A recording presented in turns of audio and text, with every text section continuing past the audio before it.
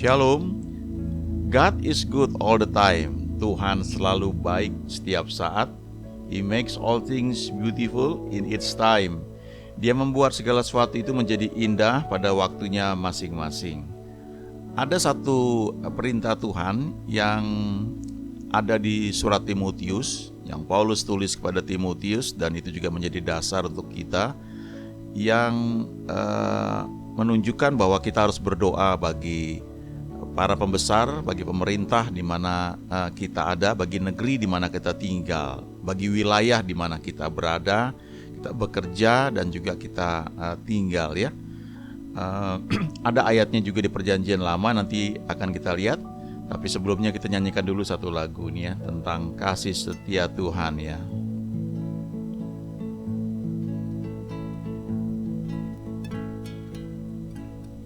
Bila ku renungkan kasih setiamu, sungguhlah Engkau penolongku,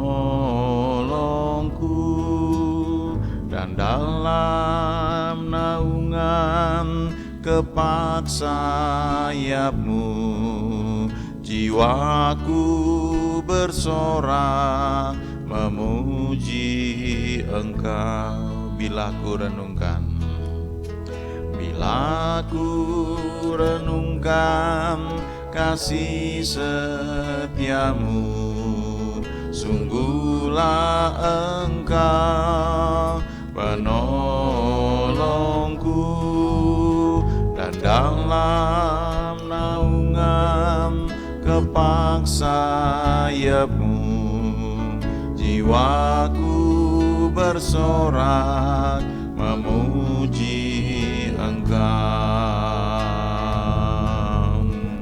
Kasih setiamu lebih dari hidup, biar bibirku memegahkan Engkau. Seumur hidupku kan memuji-Mu, tanganku ku naikkan demi nama-Mu.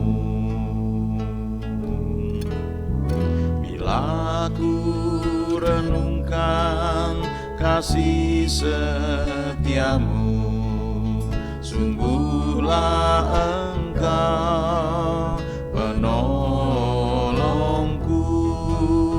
dan dalam naungan kepak sayap-Mu jiwaku bersorak memuji Engkau.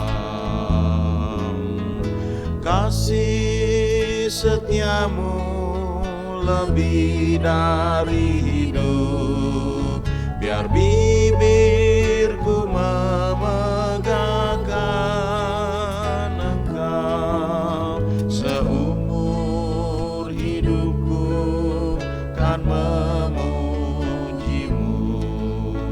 tanganku ku naikkan demi nama-Mu. Kasih setiamu, kasih setiamu lebih dari hidup, biar bibirku memegahkan Engkau. Seumur hidupku kan memuji-Mu, tanganku ku naikkan demi nama-Mu.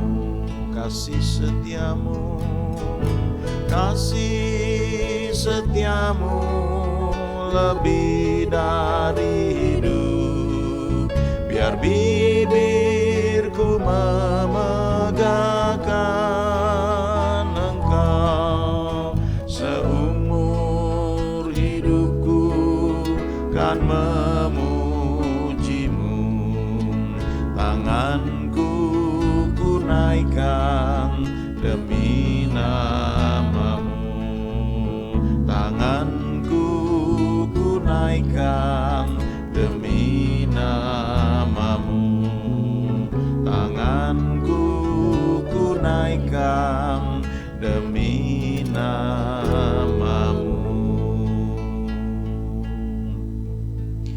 lagu ini baik sekali kita nyanyikan dalam setiap keadaan.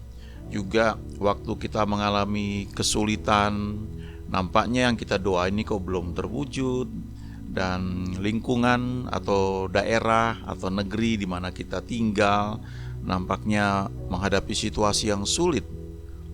Ada firman Tuhan yang nanti akan kita baca bahwa dalam keadaan apapun Tuhan itu justru membawa kita untuk berdoa kepada Dia dan percaya bahwa Dia sanggup dan Dia mau untuk mewujudkan rencananya buat kita.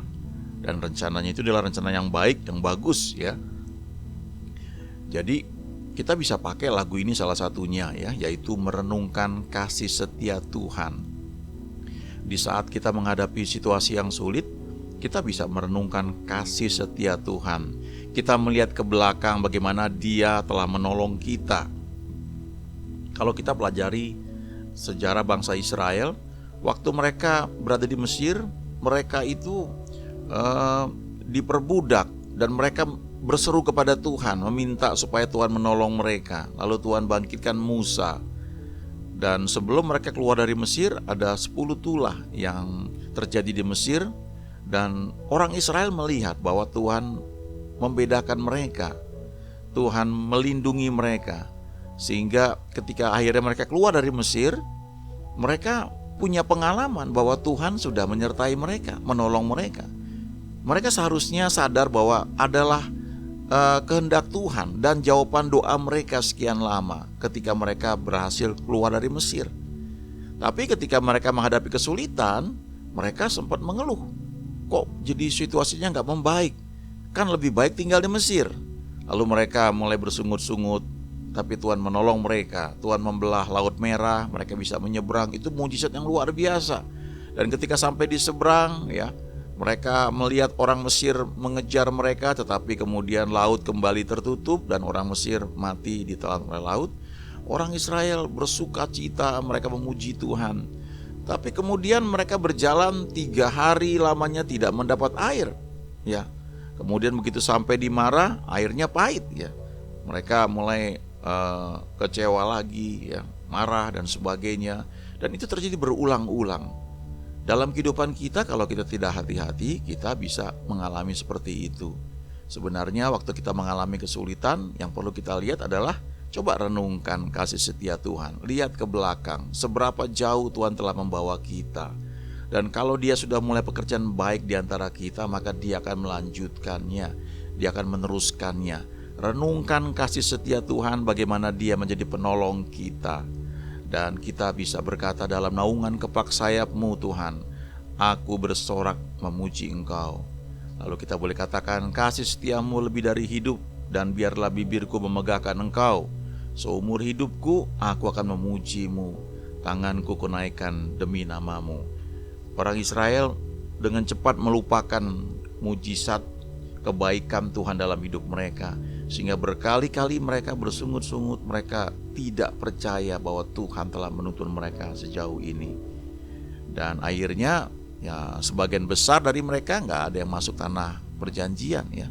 Ada generasi baru yang masuk, kecuali 2 orang, Joshua dan Kaleb, yang akhirnya masuk ke tanah perjanjian yang mereka sebenarnya semuanya harus masuk ke sana. Jadi sangat penting sekali ketika kita menghadapi kesulitan ya, kita berdoa, lalu kita ingat ya, kita renungkan kasih setia Tuhan, bagaimana Dia telah menolong kita. Ada contoh di perjanjian lama yang baik sekali. Dari sini kita bisa belajar bahwa dalam setiap keadaan Tuhan bekerja. Yeremia 29 ya, ayat 4 sampai 7. Sebenarnya paling bagus kalau dibaca dari ayat 1 dan terus sampai selesai ya. Ayat-ayat dalam pasal ini, bahkan pasal-pasal selanjutnya.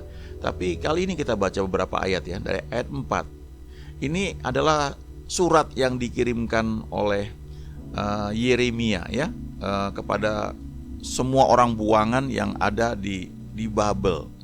Jadi kita perlu ingat dasar ceritanya. Waktu itu orang Israel, yaitu orang Yehuda, mereka ditawan, mereka kalah perang dan mereka dibawa ke Babel ya.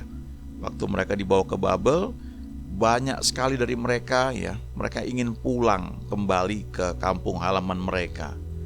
Nah, mereka begitu merindukan kampung halaman itu. Tapi kemudian ada surat yang dikirim oleh Nabi Yeremia dari Yerusalem, karena Nabi Yeremia sendiri tetap di Yerusalem, dan dia kirimkan kepada tua-tua di antara orang-orang buangan, kepada imam-imam, kepada nabi-nabi, kepada seluruh rakyat yang telah diangkut ke dalam pembuangan oleh Nebukadnezar dari Yerusalem ke Babel. Lalu bunyi surat itu begini, ayat 4. Beginilah firman Tuhan semesta alam, Allah Israel, kepada semua orang buangan yang diangkut ke dalam pembuangan dari Yerusalem ke Babel. Perhatikan ayat 5. Dirikanlah rumah untuk kamu diami, buatlah kebun untuk kamu nikmati hasilnya.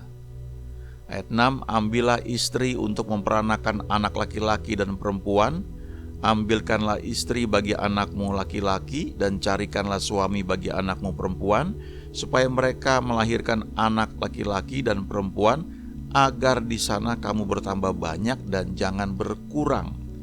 Ayat 7, usahakanlah kesejahteraan kota kemana kamu aku buang, dan berdoalah untuk kota itu kepada Tuhan, sebab kesejahteraannya adalah kesejahteraanmu. Nah, ini penting sekali kita perhatikan di ayat 7 khususnya. Usahakan kesejahteraan kota. Kalau kita perkecil, usahakan kesejahteraan lingkungan di mana kita tinggal. Usahakan kesejahteraan kantor tempat kita bekerja. Usahakan kesejahteraan daerah di mana kita tinggal. Nah, kalau kita perluas, usahakan kesejahteraan negeri di mana kita tinggal. Ini konteksnya Tuhan berkata di sini, usahakan kesejahteraan kota kemana kamu aku buang. Jadi di tempat kamu itu terbuang, tempat yang kamu gak suka, tempat yang gak enak, gak nyaman, yang kamu punya ribuan alasan untuk bersungut-sungut, Tuhan memerintahkan berdoalah untuk kota itu. Usahakan kesejahteraan tempat itu. Doakan kepada Tuhan, sebab kesejahteraannya adalah kesejahteraanmu.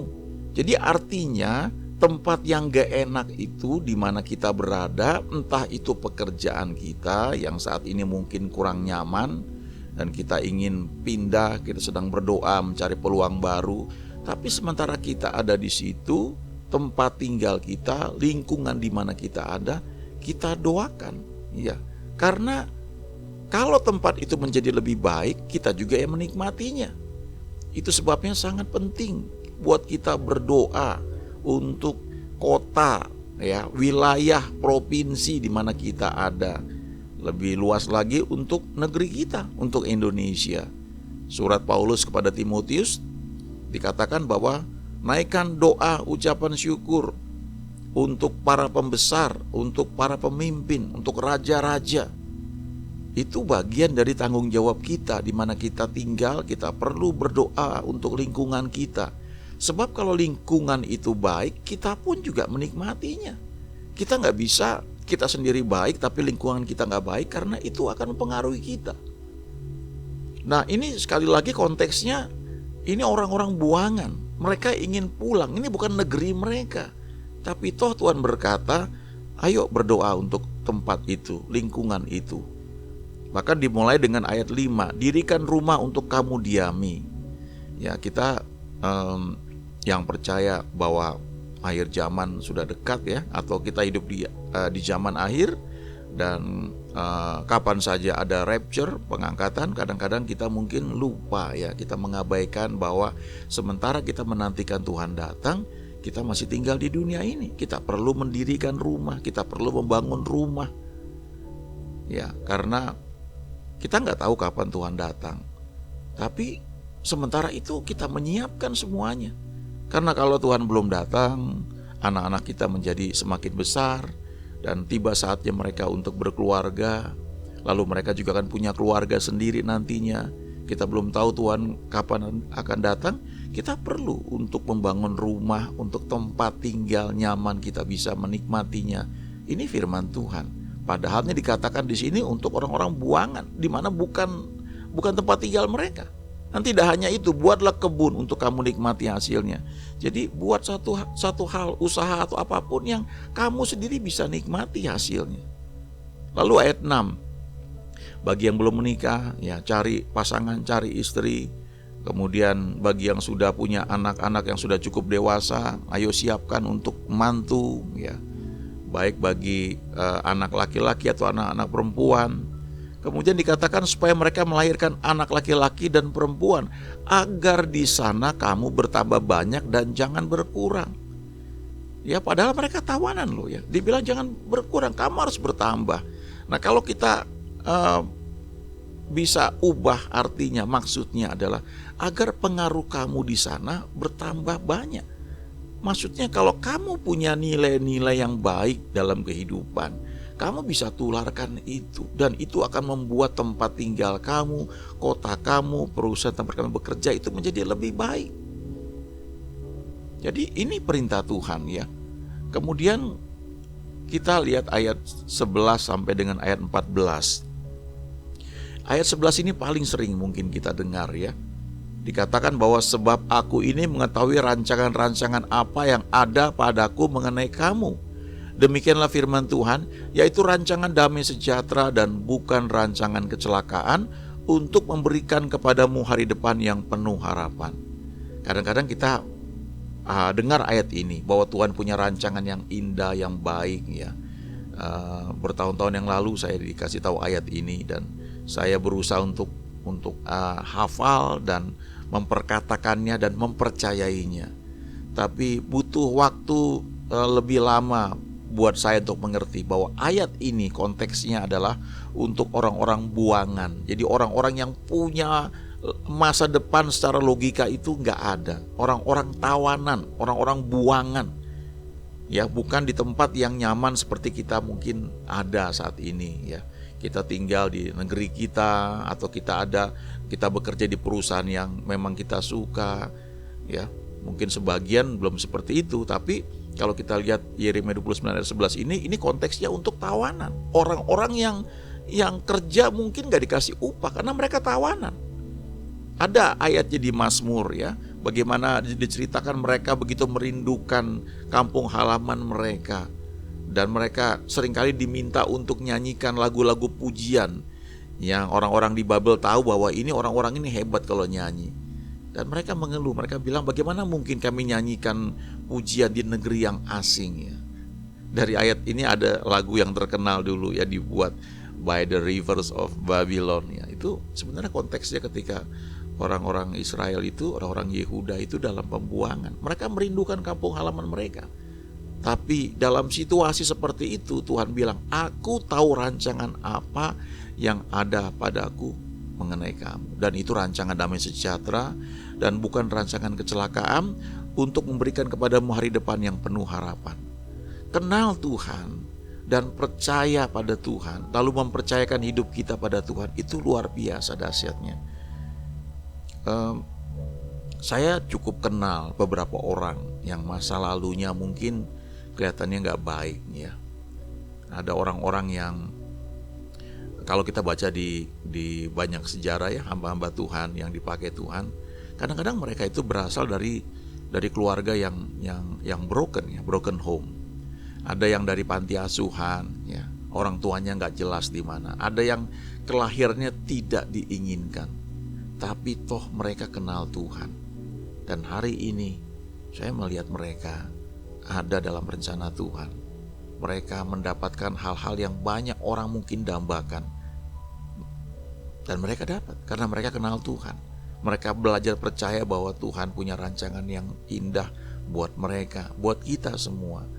Ada orang yang dulu ketika hal sepele ya, waktu dia SMA dia ingin ya punya satu secret petition, dia punya kerinduan, dia ingin bisa pergi ke Paris ya, mungkin kelihatannya nggak rohani ya, tapi ketika dia lulus SMA nampaknya hal itu nggak mungkin terjadi, rasanya mustahil. Apalagi setelah itu tahun-tahun yang dihadapinya bukan tahun-tahun yang indah nampaknya, tapi lama setelah itu ya, saya melihat Tuhan memberikan lebih dari yang dia pernah impikan. Bukan hanya sudah pernah ke sana, ya sudah lebih dari sekali, bahkan tidak sendirian juga dengan keluarganya, dan Tuhan bawa untuk bisa menikmati. Kita akan lihat bahwa Tuhan itu Tuhan yang baik. Dia gak pernah rancangkan yang jahat buat kita. Dia rancangkan yang baik. Tapi kita perlu belajar percaya kepada dia. Lalu ayat 12, dan apabila kamu berseru dan datang untuk berdoa kepadaku, maka aku akan mendengarkan kamu. Padahal pada masa itu bagi orang Israel tempat untuk ibadah itu di Yerusalem, di kampung halaman mereka. Mereka sekarang ada di negeri asing, di negeri Babel. Babel tuh kacau artinya ya. Tapi toh Tuhan bilang kalau kamu berseru dan datang untuk berdoa kepadaku, maka aku akan mendengarkan kamu. Ayat 13, apabila kamu mencari aku, kamu akan menemukan aku. Apabila kamu menanyakan aku dengan segenap hati, aku akan memberi kamu menemukan aku. Demikianlah firman Tuhan. Baru ayat selanjutnya dikatakan, kalimat selanjutnya, aku akan memulihkan keadaanmu. Ya, tapi saya mau fokus lihat ayat 12, 13 dan 14 bagian awal ya. Apabila kamu berseru dan datang untuk berdoa kepadaku, maka aku akan mendengarkan kamu. Apabila kamu mencari aku, kamu akan menemukan aku. Apabila kamu menanyakan aku dengan segenap hati, aku akan memberi kamu menemukan aku. Jadi kuncinya itu segenap hati, bukan tempatnya. Bukan kalau kita berdoa itu bukan alat musiknya keren. Oh, saya mau doa kalau tempatnya enak, nyaman, pakai karpet ya. Kemudian pakai AC, musiknya band keren. Dulu ketika saya kuliah ya, pertama kali kami hadir di satu ibadah gereja yang baru buka ya di kota tempat saya tinggal dulu. Dan itu yang pertama sih di satu gedung yang udah lumayan bagus ya, tapi gedung itu tanpa AC ya. Tapi minggu berikutnya itu di hotel ya, dan pakai karpet, dan buat kami waktu itu mewah sekali ya. Kita datang ibadah di hotel yang cukup bagus, pakai AC, pakai karpet, lalu alat musiknya full band, ada drum, ada keyboard, ada bass, ada gitar ya, dan keren sekali, musiknya pun bagus ya, rasanya nyaman sekali ya. Lalu kita merasa wah, hadirat Tuhan ya luar biasa. Memang betul suasananya bagus, tapi bukan karena tempatnya bagus, karena orang-orang yang melayani pada saat itu mereka mencari Tuhan dengan segenap hati. Jadi orang-orang yang datang untuk ibadah, mereka merasakan jamahan Tuhan. Mereka sangat diberkati. Kenapa? Bukan soal tempatnya. Ada masa ketika sekian lama ya, berapa tahun ya, karena gedung untuk ibadah waktu itu belum ada yang cukup besar, pernah ibadah di gedung yang dipakai sebagai bioskop, sebagai diskotik. Jadi kalau Sabtu malam Minggu itu dipakai untuk bioskop atau diskotik, tapi hari Minggu pagi sampai siang sore itu dipakai untuk ibadah. Dan firman Tuhan diberitakan di sana. Kami memuji, menyembah Tuhan, merasakan dan sangat diberkati.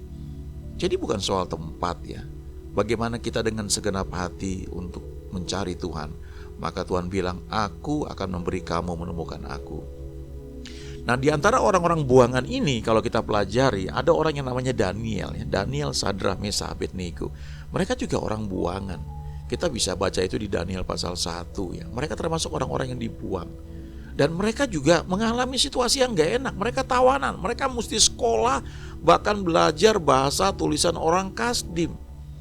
Dan setelah selesai pendidikan selama 3 tahun, mereka ternyata menjadi lulusan yang terbaik. Mereka lebih pintar dibanding orang-orang lain. Tapi mereka punya cara hidup yang beda.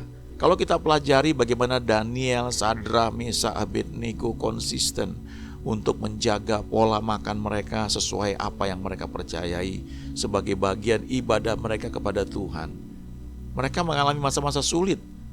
Sadrah, Mesah, Abednego pernah dihadapkan pilihan untuk menyembah patung yang didirikan oleh Nebukadnezar, ataukah masuk dalam perapian yang menyala-nyala.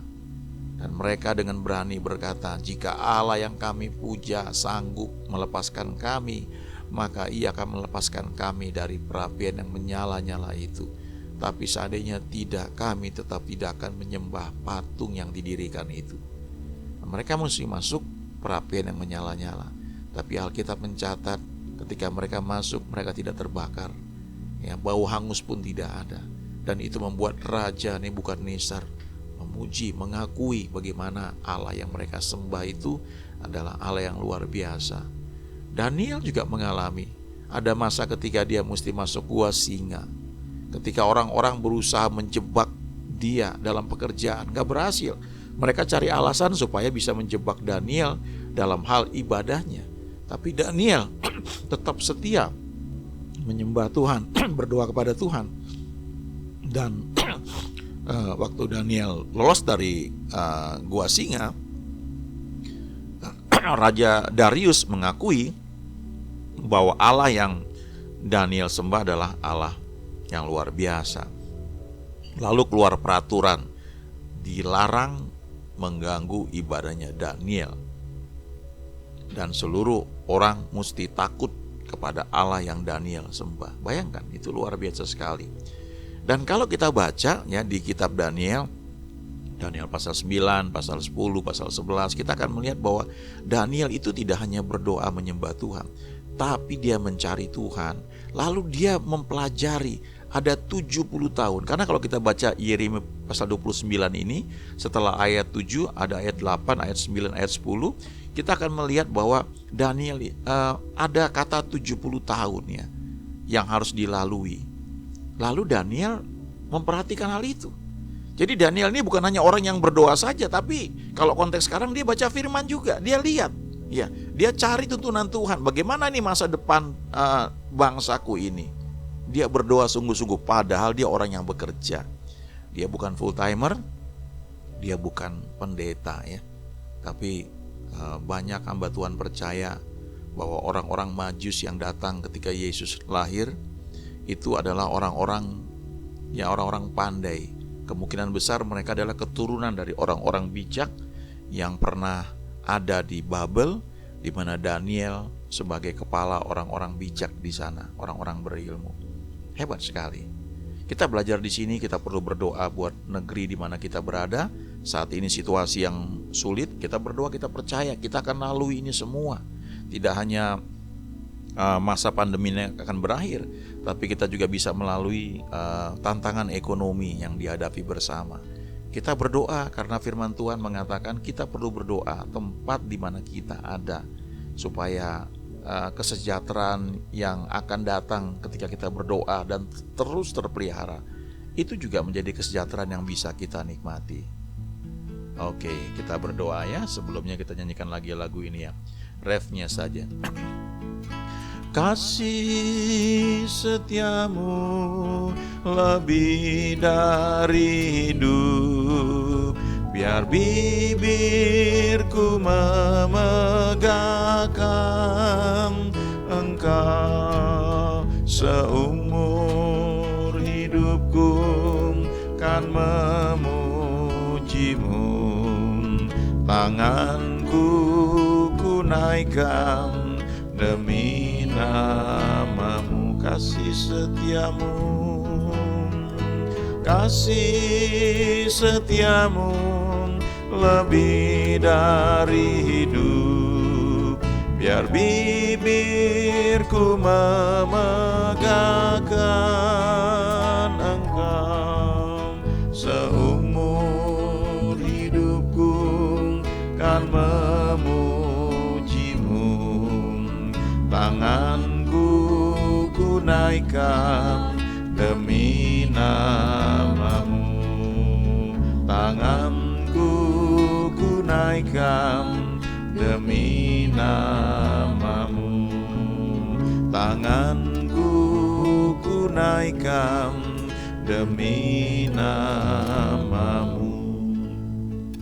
Terima kasih Tuhan, kami mengucap syukur, kami percaya firman yang sudah kami baca, kami dengar, kami renungkan. Engkau mengetahui masa depan kami, rancangan-rancangan yang indah yang ada padamu mengenai kami, rancangan yang memberikan hari depan yang penuh harapan. Terima kasih, dan kami mau berdoa untuk lingkungan, tempat, kota, provinsi, negeri di mana kami tinggal. Sebab kesejahteraan tempat di mana kami tinggal, wilayah, kota, provinsi, negeri di mana kami ada, kesejahteraannya adalah kesejahteraan kami juga. Dan kami boleh berkata senantiasa bahwa God is good all the time. Engkau baik Tuhan setiap saat. You make all things beautiful in its time. Engkau membuat segala sesuatu menjadi indah pada waktunya masing-masing. Terima kasih. Dalam nama Yesus kami sudah berdoa. Amin.